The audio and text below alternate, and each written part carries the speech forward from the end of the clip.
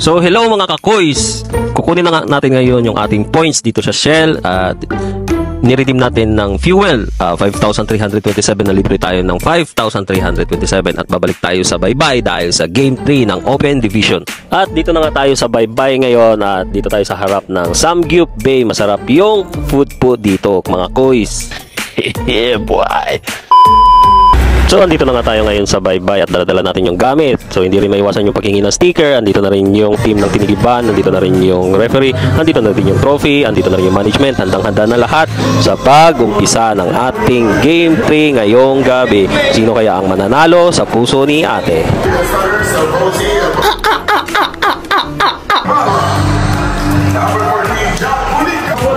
At ito na nga mag-uumpisa na yung game. Unang possession pa lang, hiyawan na kaagad yung mga tao. At ito na nga, kakaumpisa pa lang ng ating championship game. Ganito kaagad ang nangyari sa ating Palawan MVP na si Jeric Dagot.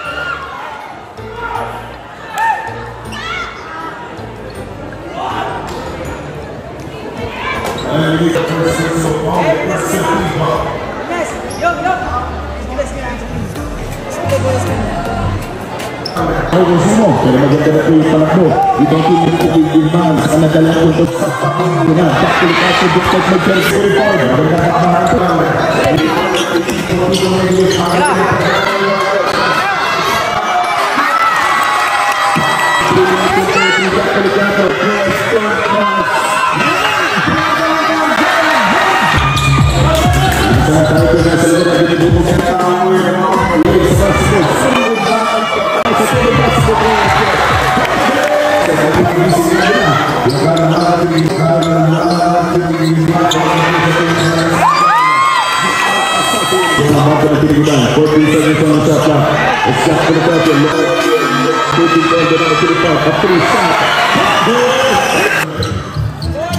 Naglalaro nga pala yung San Manuel na wala yung kanilang sentro na si Batulay dahil nung Game 2 tinamaan siya sa kanyang tuhod at hindi makalaro sa Game 3. So nag-a-adjust itong mga taga San Manuel.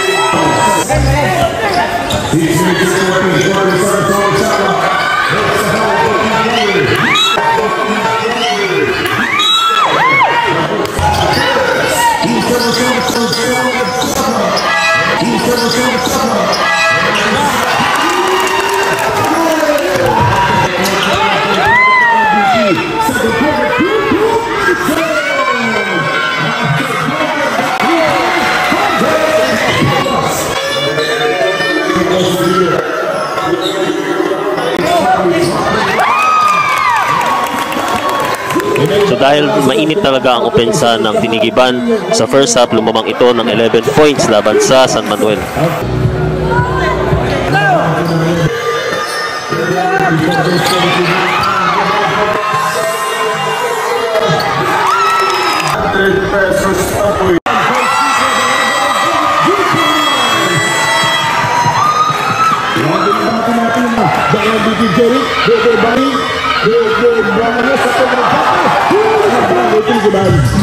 Magandang pihit ng malaking aparador na Tinigiban mga kaibigan. Jeric nakakuha ng space.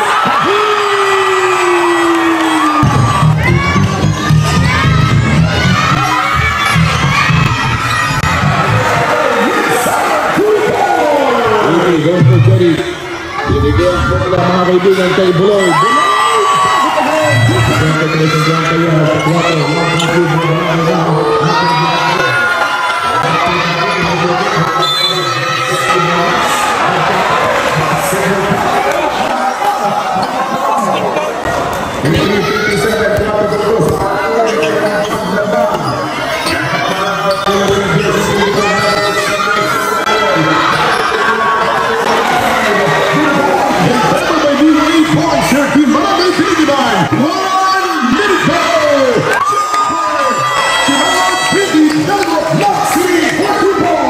ginagawa ng Barangay San Manuel. Yung nabuhayan. Dito nga sa third quarter, mainit pa rin yung Tinigiban. Hindi katulad ng Game 1, Game 2, nahahabol ang Tinigiban ng San Manuel pagdating ng third quarter. Pero dito sa Game 3, sila pa rin ang lamang ng...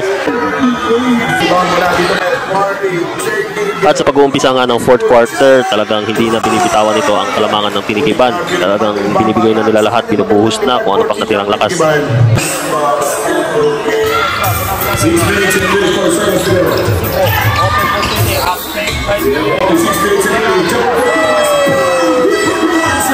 Amazing shot from the corner.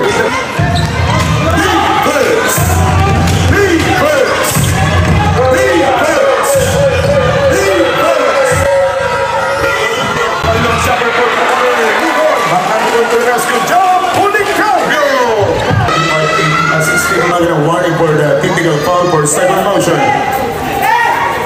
minutes and 40 seconds to go. 76-68 in favor by 8 points. Walang puntos sa pagkakang. Ito na sa mga kaibigan mga kapanabi mga taga-barangay. Ang Tinigiban against Team San Manuel. 2 minutes and 30 to go. Seconds on the shot clock. It's the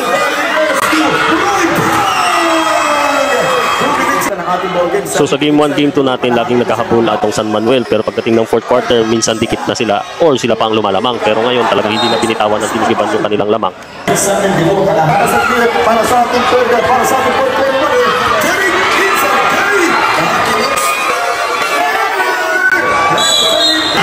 And syempre tayo, ikot-ikot, bigay ng stickers, pitik-pitik, kaya itong sinasabi ko, makukulit na bata. So hindi ko alam kung San Manuel na fans ito, medyo malungkot kasi lamang yung Tinigiban, ito naman yung Tinigiban, kaya bigay na bigay todo ang kanilang pag-cheer.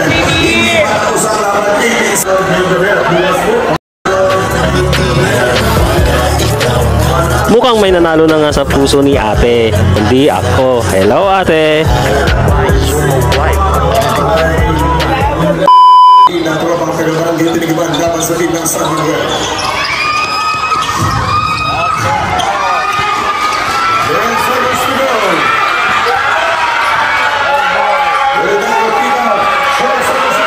At ayun na nga, nanalo na nga ang Barangay Tinigiban at nakuha nila sa San Manuel yung defending champ at sila na ngayon ang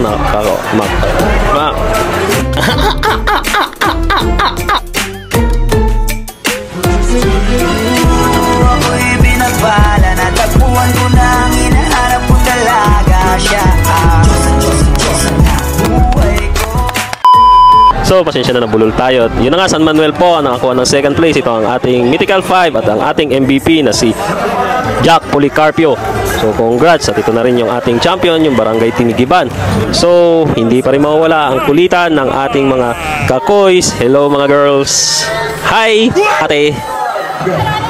Okay. Shout out! Ayan, shout out sa ano, KFC. Come on, laban! Baby! Baby number 99. I love you.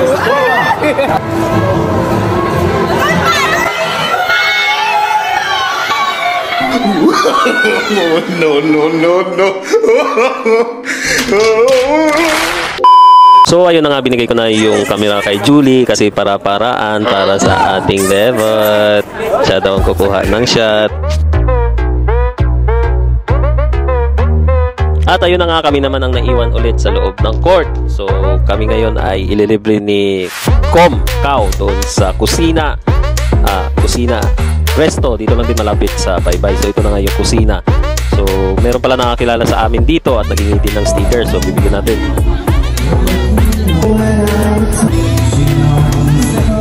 So hanggang dito na lang po ulit. Salamat.